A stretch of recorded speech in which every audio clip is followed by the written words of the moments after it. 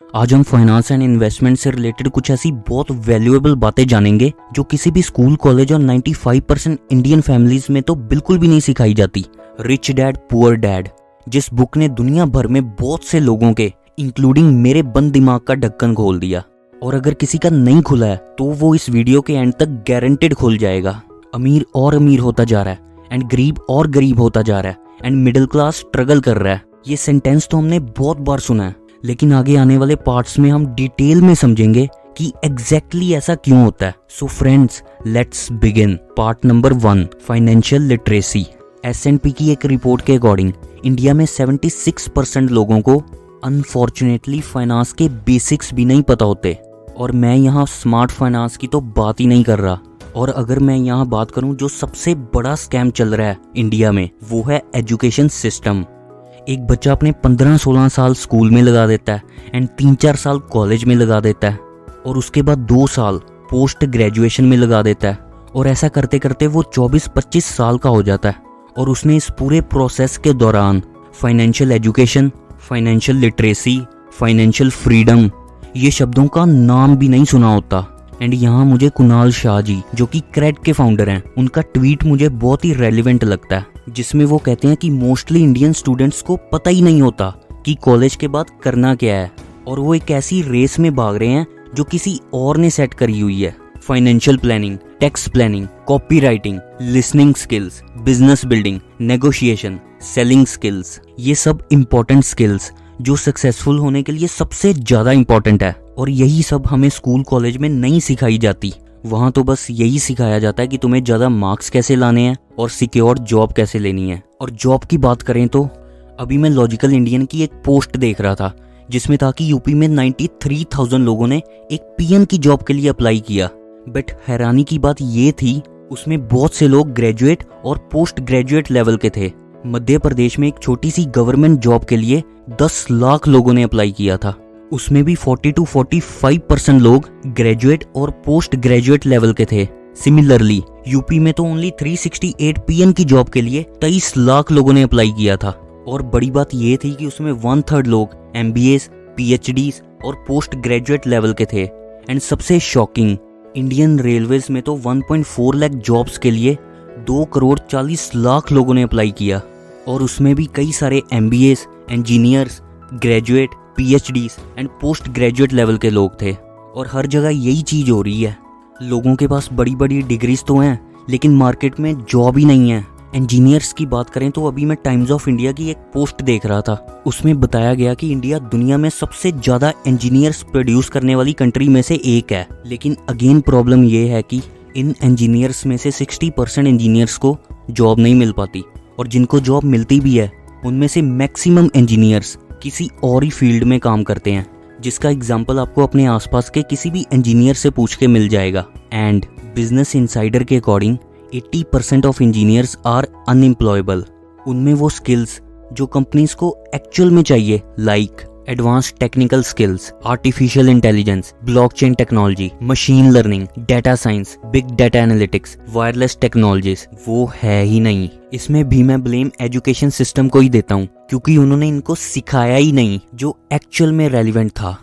And अगर मैं job security की बात करूँ तो centre for monitoring Indian economy CMI के अकॉर्डिंग सिर्फ सेकेंड वेव में ही 10 मिलियन जॉब्स लॉस्ट हो चुकी हैं, और उनमें से मेजॉरिटी को जॉब अभी तक नहीं मिली।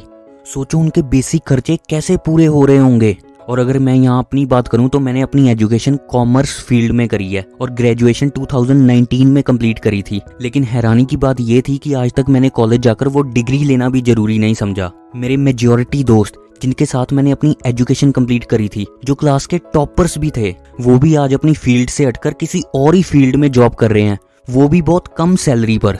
मतलब इतना टाइम, एनर्जी एंड रिसोर्सेज लगाकर जो हमने सीखा एजुकेशन सिस्टम से, उसकी वैल्यू कंप्लीटली जीरो है मार्केट में। जब ज़्यादातर मेरे दोस्त व्हाट्सएप और FB पर स्टेटस अपलोड कर रहे थे, oh I have completed my degree, I have added this and that prefix against my name, उस वक्त मैं अपनी कंपनी में team building and client prospecting के ऊपर काम कर रहा था। मेंटोर्स एंड उनकी लिखी हुई बुक से गाइडेंस लेकर रियल लाइफ में अपनी कंपनी बिल्ड कर रहा था, जिसके बारे में वीडियो में आगे बात करूंगा कि ये कंपनी सोसाइटी में कैसे वैल्यू ऐड कर रही है। मींस मैंने अपना पूरा फोकस एकेडमिक एजुकेशन की जगह सेल्फ एजुकेशन पर दिया। और फिर मुझे लगता था कि बचपन से लेकर कॉलेज तक जो भी मैंने एजुकेशन करी है वो एक तरह से वेस्ट ही थी।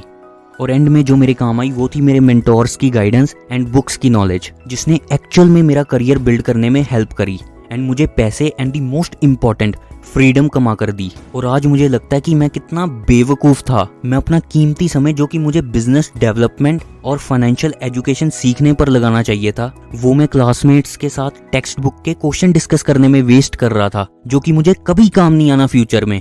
और यहाँ पर वॉरेन बफेट भी बहुत ही वैल्यूएबल बात कहते हैं, I don't think college is for everyone. The best education you get is by investing in yourself, but this doesn't always mean college और यूनिवर्सिटी। एंड मैं रिसेंटली ओयो रूम्स के founder Ritesh Agarwal जी, जिन्होंने young age में ही $10 billion valuation की company खड़ी कर दी, उनका interview देख रहा था। उन्होंने भी इसके रिलेटेड बहुत ही वैल्यूएबल बात कही थी। एक बहुत ही अच्छी कोट है जिसे बोला था बहुत पहले किसी ने कि I never let college interfere with my education. Education जो है वो तो बहुत तरीकों से हो सकता है, कॉलेज उसमें एक तरीका है और बहुत रिस्पेक्टेबल तरीका है, बट वो उनमें से एक तरीका है। तो एजुकेशन नॉन कॉम्प्रोमाइजेबल है, शायद कॉलेज कॉम्प्रोमाइजेबल है।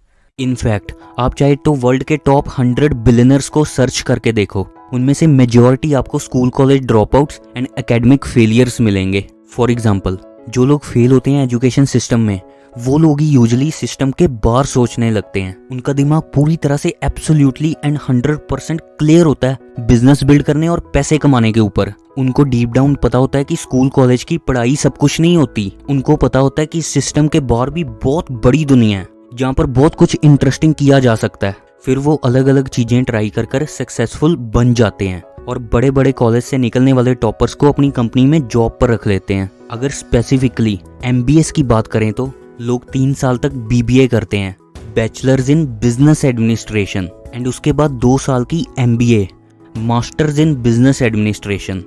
लेकिन स्ट्रेंज बात तो ये है कि कॉलेज में 5 साल तक बिजनेस करने का सीखने के बाद 99% स्टूडेंट्स जॉब ढूंढ रहे होते हैं। मैं आपको एक बात 100% कन्विक्शन के साथ कहता हूँ कि आप इस दुनिया के किसी भी कॉलेज से MBA कर लो, चाहे वो कितना ही अच्छा क्यों ना हो, 2 साल की जगह 20 साल की कर लो, तब भी आप उतना नहीं सीख सकते जितना आप एक्चुअल में फील्ड पर उतरकर बिजनेस कर सीखोगे। एंड मैं आपके साथ एक स्ट्रेंज इंसिडेंट शेयर करता हूँ। अभी मैं रिसेंटली एक MBA कॉलेज में गया था। वहाँ MBA फाइनेंस के स्टूडेंट्स थे, 40-50 थे वो। एंड उनसे बात करने पर मुझे पता चला, जो कि बहुत ही स्ट्रेंज था, उनमें से किसी का भी डीमैट अकाउंट ही नहीं था। मतलब जो स्टूडेंट्स 2 साल से फाइनेंस के बारे में थ्योरेटिकली पढ़ रहे हैं, उन्होंने एक्चुअल में 1 रुपया भी इन्वेस्ट नहीं किया रियलिटी में। उन्होंने इन्वेस्टिंग को एक्चुअल में एक्सपीरियंस ही नहीं किया। ये सिर्फ इनकी बात नहीं है। Unfortunately due to lack of financial literacy India में सिर्फ 3-4% लोगों के पास ही अपना डीमैट अकाउंट है, जो एक्चुअल में स्टॉक मार्केट से अपनी वेल्थ क्रिएट कर रहे हैं। अगर आप अपना डीमैट अकाउंट खुलवाना चाहते हो तो लिंक डिस्क्रिप्शन में है। डीमैट अकाउंट खोलने के लिए आपको चाहिए होगा आपका PAN card, Aadhaar card, email ID, mobile number. इस वीडियो के डिस्क्रिप्शन एंड कमेंट सेक्शन में लिंक है, वहां से आप अपना डीमैट अकाउंट खुलवा सकते हो। इस बुक में सबसे ज्यादा इंपॉर्टेंट एंड मेन लेसन है, वो है मीनिंग ऑफ फाइनेंशियल लिटरेसी। इसमें ऑथर बताते हैं कि फाइनेंशियल लिटरेसी का सिंपल एंड बेसिक मीनिंग है एसेट एंड लाइबिलिटीज के बीच के डिफरेंस को जानना। An asset is something that puts money in your pocket, means asset वो जिनको परचेज करने के बाद उनकी वैल्यू इंक्रीज हो एंड वो पॉजिटिव कैश फ्लो जनरेट करके दे। And liability is something that takes money out of your pocket, means liability वो जिनको परचेज करने के बाद उनकी वैल्यू डिक्रीज हो जाए एंड उल्टा हमारी जेब से पैसे ले ले। देखो ये इतनी सिंपल एंड इम्पोर्टेंट बात आपको नहीं लगता कि एसेट्स को ज्यादा से ज्यादा मैक्सिमाइज करो एंड लाइबिलिटीज से दूर रहो। ये सब तो हमें 4th-5th क्लास में ही सिखा देना चाहिए था। कैश फ्लो पैटर्न्स, देखो इसमें ऑथर बहुत ही सिंपल एंड इंटरेस्टिंग वे से poor, middle class and rich people का कैश फ्लो पैटर्न एक्सप्लेन कर रहे हैं। फॉर एग्जांपल, एक पुअर पर्सन का कैश फ्लो कुछ इस तरह होता है। इनकी सोर्स ऑफ इनकम सिर्फ एक ही होती है। इन मेजॉरिटी ऑफ द केसेस में सैलरी और डेली वेजेस की फॉर्म में इनका सारा पैसा, सारी इनकम एक्सपेंसेस में ही खर्च हो जाती है और ये लोग सेविंग्स एंड इन्वेस्टमेंट के बारे में तो कभी सोचते ही नहीं। उसका मेन रीजन है कि इनको इनकम प्रोड्यूसिंग एसेट्स के बारे में 0% नॉलेज होती है। इनके गरीब रहने का सबसे बड़ा रीजन है इनका एनवायरनमेंट एंड उस एनवायरनमेंट से बना इनका mindset and thought process. For example, जब हाथी छोटा होता है तभी लोग उसे एक रस्सी से बांध देते हैं कि वो फ्रीडम के लिए भाग ना जाए, लेकिन सालों गुजरने के बाद भी जब वो हाथी इतना बड़ा और ताकतवर हो चुका है कि वो चाहे तो पहाड़ भी तोड़ सकता है, पर फिर भी वो उस रस्सी को नहीं तोड़ पाता जो उसे बचपन में ही बांध दी गई थी। और स्ट्रेंज बात तो ये है कि वो ट्राई भी नहीं करता उसे तोड़ने की। इसका मेन रीजन ये है कि अब वो रस्सी उसके पाँव में नहीं, उसके दिमाग में है। सिमिलरली, जब किसी पुअर पर्सन के घर कोई बच्चा पैदा होता है तो उसकी बचपन से ही कंडीशनिंग कर दी जाती है कि वो रिच एंड सक्सेसफुल बन ही नहीं सकता, rich people are bad, money is evil, और वो उसकी होप ही खत्म कर देते हैं। इसकी वजह से उनका स्कैरसिटी माइंडसेट डेवलप हो जाता है। एंड आप देखोगे इन मेजॉरिटी केसेस में पुअर पर्सन की आगे आने वाली जनरेशंस भी पुअर ही होती हैं। Now next, middle class cash flow pattern. इनका main income source in majority of the cases होता है एक जॉब या फिर कोई स्मॉल बिजनेस जैसे कि कोई शॉप। इनकी मेजॉरिटी ऑफ इनकम खर्च होती है एक्सपेंसेस करने में एंड लाइबिलिटीज खरीदने में। और ऑथर बताते हैं इनके फाइनेंशियल स्ट्रगल का सबसे बड़ा कारण है इनका एक डिजायर, अमीर बनने का नहीं, अमीर दिखने का। इनकी इनकम चाहे जितनी भी हो जाए, ये उसी हिसाब से अपने एक्सपेंसेस एंड लाइबिलिटीज इंक्रीज कर लेते हैं। ये लोग लोन लेकर नए डिजाइनर कपड़े, महंगे गैजेट्स, कार्स और कई तरह की लाइबिलिटीज खरीद लाते हैं। वो इसलिए क्योंकि इनके लिए ये चीज़ बहुत ही ज़्यादा इंपॉर्टेंट है कि इनके आसपास के लोग, कोलीग्स, फ्रेंड्स एंड रिलेटिव्स इनको अमीर समझें। ये लोग financial planning, financial education, emergency fund, savings and investments, इन सबको ये टाइम वेस्ट समझते हैं। और यही सेगमेंट है जिनको कोविड में सबसे ज़्यादा फाइनेंशियली स्ट्रगल करना पड़ा। मैं अभी कुछ टाइम पहले अपने एक फ्रेंड जो कि एक MNC में जॉब कर रहा है, उसकी इंस्टाग्राम पोस्ट देख रहा था। उसमें वो एक बड़ी कार परचेज करके लाया था। उसकी सेलिब्रेशंस की इमेजेस थी। एंड आफ्टर फ्यू डेज जब मैं उससे मिला, उसको नई कार के लिए कॉन्ग्रेचुलेशंस बोला, तो उसने इमीडिएटली कहा, भाई कार को छोड़, मैं बहुत स्ट्रेस में हूँ। तो फिर मैंने पूछा कि क्या बात है। तब उसने बताया कि वो अपनी जॉब से बहुत परेशान है। उसकी कंपनी में बहुत पॉलिटिक्स है, बॉस उसका बहुत मेंटल टॉर्चर करता है और वो बिल्कुल भी खुश नहीं है अपनी जॉब से। तो फिर मैंने कहा कि जॉब चेंज कर ले या छोड़कर कुछ और कर ले। एंड फिर उसने कहा कि मैं ऐसा नहीं कर सकता, मेरे ऊपर EMIs का बर्डन है एंड आजकल जॉब्स की इतनी प्रॉब्लम चल रही है, इतनी आसानी से नई जॉब मिलेगी भी नहीं एंड बिजनेस का मुझे कुछ अता पता नहीं है।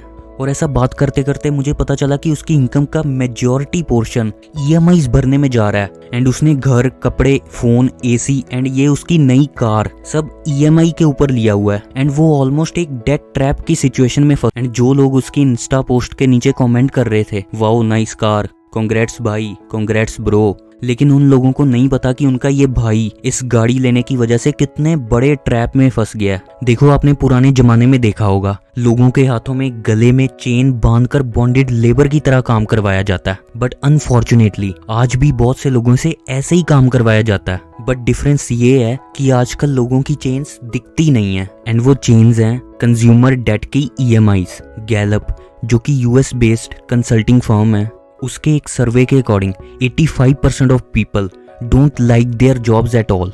लोग अपने ड्रीम्स पर काम करना चाहते हैं, पैशन को फॉलो करना चाहते हैं, लेकिन due to lack of sufficient finances and due to consumer debt वो कर नहीं पाते। And on the other hand, मुझे बहुत ही अर्ली स्टेज पर ही फाइनेंशियल एजुकेशन मिलने की वजह से आज मेरा लाइबिलिटी कॉलम एब्सोल्युटली 0 है। एंड जो मैं काम कर रहा हूँ उसमें मुझे इतना ज़्यादा मज़ा आता है कि मेरा अपने वर्क प्लेस एंड टीम को छोड़कर घर ही जाने को मन नहीं करता। इसलिए ऑथर भी इनकरेज करते हैं लोगों को बिजनेसेस एंड एसेट्स बिल्ड करने के लिए, क्योंकि बिजनेस और एसेट्स आपको फ्रीडम देते हैं एंड जॉब और लाइबिलिटीज आपको बांध कर रखते हैं एक कैदी की तरह। And now the most interesting part, cash flow pattern of rich people with the due respect of your time. दोस्तों, अगर बिजनेसेस की बात चल रही है तो मैं आपको यहाँ बताना चाहता हूँ कि हमारी कंपनी आपकी लाइफ में कैसे वैल्यू ऐड कर सकती है। दोस्तों, अगर आप अपना एक बिजनेस कर रहे हो तो आप जानते होंगे कि बिजनेस का एक बहुत ही इंपॉर्टेंट पार्ट होता है, वो है बिजनेस के कंप्लायंसेस। ऐसा बहुत बार देखने को मिलता है कि ज़्यादातर बिजनेसमैन अपने बिजनेस की ग्रोथ पर फोकस करने की जगह, अपने प्रोडक्ट्स एंड सर्विसेज को इम्प्रूव करने की जगह बिजनेस के कंप्लायंसेस में ही उलझ कर रह जाते हैं। एंड इसी प्रॉब्लम को सॉल्व करने के लिए हमारी कंपनी लेकर आई है एक रेवोल्यूशनरी सब्सक्रिप्शन। इसको सब्सक्राइब करने पर आपको सर्विसेज मिलेगी like accounting services, GST return filing services, income tax return filing services, TDS TCS return filing, and अगर आप एक प्राइवेट कंपनी रन कर रहे हो या लिमिटेड लाइबिलिटी पार्टनरशिप रन कर रहे हो, then ministry of corporate affairs, that is MCA के compliances, advance tax calculation, income tax notice management, GST notice management, civil score report analysis, financial planning, tax planning and और भी बहुत कुछ। And दोस्तों, अगर आप कहीं जॉब कर रहे हो या स्मॉल बिजनेस रन कर रहे हो जिस पर अभी GST एप्लीकेबल नहीं है, तो आप अपनी इनकम टैक्स रिटर्न फाइल करने के लिए हमारी कंपनी से कॉन्टैक्ट कर सकते हो। एंड दोस्तों, इन सर्विसेज को ऑप्ट करने के लिए आप हमारी टीम को इस नंबर पर कॉल कर सकते हो। हमारी टीम आपके केस को पूरे डिटेल एंड पेशेंस के साथ समझकर आपको रिस्पॉन्ड करेगी। सो फ्रेंड्स, अब बढ़ते हैं हमारे नेक्स्ट पार्ट की तरफ, that is cash flow pattern of rich people. ये लोग कभी भी किसी एक इनकम सोर्स पर डिपेंडेंट होते ही नहीं। इनके मल्टीपल इनकम सोर्सेज होते हैं, like business income, interest income, dividend income, rental income, royalty income etcetera. इन लोगों का पूरा focus income producing assets create and purchase करने पर होता है, ना कि income consuming assets and liabilities purchase करने पर। इन लोगों के एक्सपेंसेस इनकी इनकम से हमेशा ही कम होते हैं। एंड फ्रेंड्स, इन लोगों का डेट फंडिंग लेने के ऊपर क्या माइंडसेट होता है, financial leverage, cost of capital, ये सारे कॉन्सेप्ट्स मैं प्रैक्टिकली रियल लाइफ एग्जांपल के साथ cash flow quadrant, leverage finance, the millionaire next door, art of deal, in books के रेफरेंस के साथ मैं आने वाले टाइम में एक डिटेल्ड वीडियो बनाऊंगा। ऑथर के रिच डैड भी उन्हें एडवाइस देते हैं कि वो जितनी जल्दी हो सके अपनी एक्टिव इनकम को पैसिव इनकम में कन्वर्ट करे, ताकि एक ऐसी स्टेज आ जाए जहां उन्हें ना काम करना पड़े, उनका पैसा उनके लिए काम करे, लाइक उनके एसेट्स ऑटोमेटिकली इनकम जनरेट कर कर दे दें। एंड अगर वो काम करना भी चाहें तो वो इसलिए काम करें क्योंकि उनका मन कर रहा है, वो काम के थ्रू अपने आप को एक्सप्रेस करना चाहते हैं, ना कि इसलिए कि अगर वो काम नहीं करेंगे तो वो अपने खर्चे कैसे पूरे करेंगे। देखो दोस्तों, इस बुक में रिच डैड वेल्थ की डेफिनेशन बताते हैं जो कि हमारी सोसाइटी के जनरल परसेप्शन से बिल्कुल अलग है। महंगे फोन, लग्जरी गाड़ियां, इंस्टाग्राम पर वेकेशंस के फोटोज, बड़ा घर, दोस्तों ये सब चीजें हमें दिख रही हैं, लेकिन जो हमें नहीं दिखता वो है उस घर का, फोन का, कार के लोन का, EMI का बर्डन, इन लोन के ट्रैप में फंसे हुए लोगों का स्ट्रेस, एंड इस स्ट्रेस की वजह से इन लोगों के घर की फाइट्स एंड टेंशंस, ये सब चीजें हमें नहीं दिखती।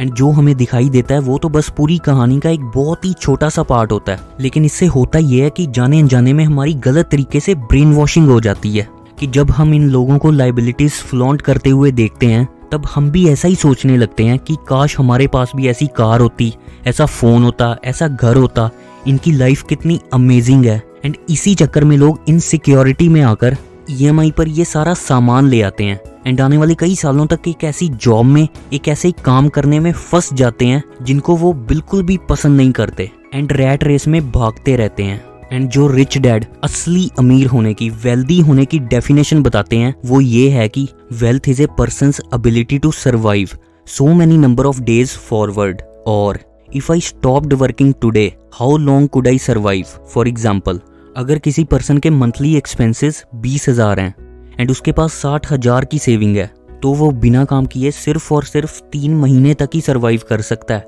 एंड किसी पर्सन के एक्सपेंसेस 1 करोड़ हैं एंड उसके पास 3 करोड़ रुपए की सेविंग्स है, तो वो भी बिना काम करे सिर्फ और सिर्फ 3 महीने तक ही सर्वाइव कर सकता है। लेकिन अगर किसी पर्सन के मंथली एक्सपेंसेस 1 लाख रुपए हैं एंड उसने अपनी financial planning, money management system ऐसा तैयार किया हुआ है कि हर मंथ उसे अपने इन्वेस्टमेंट के रिटर्न्स की फॉर्म में 1 लाख रुपए या उससे ज़्यादा उसके बैंक अकाउंट में क्रेडिट हो जाते हैं, तो वो अगर पूरी जिंदगी भर भी काम ना करे तो भी उसकी लाइफ में पैसों से रिलेटेड कोई भी प्रॉब्लम नहीं होने वाली।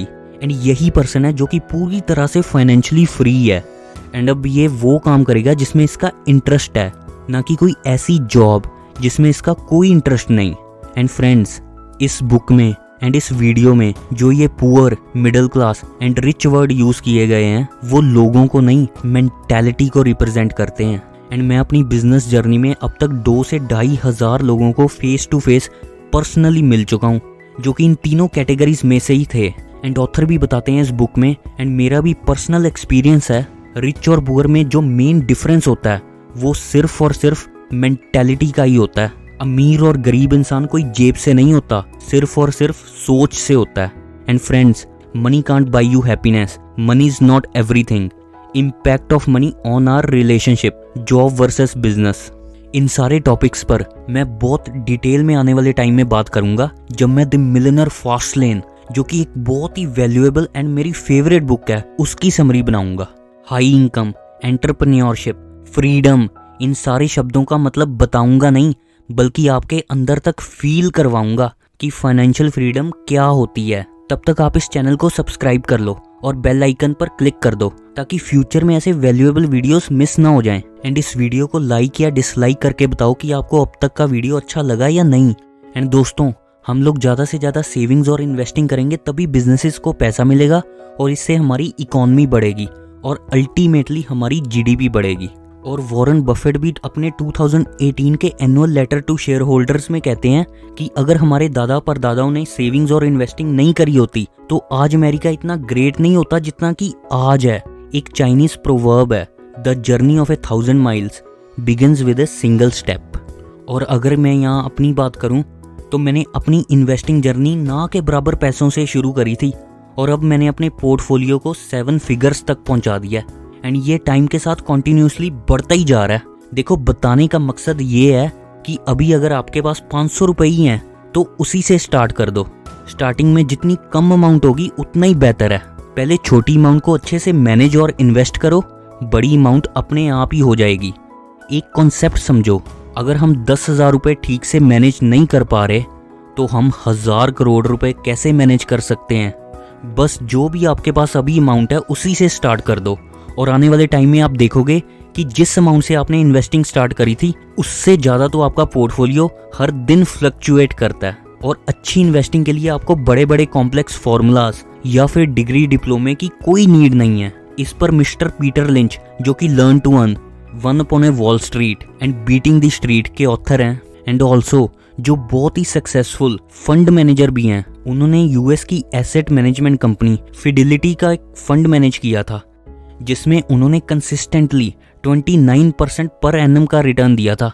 वो कहते हैं कि अगर आपको 5th क्लास का मैथमेटिक्स आता है एंड आपका इन्वेस्टिंग में इंटरेस्ट है तो आप एक सक्सेसफुल इन्वेस्टर बन सकते हो।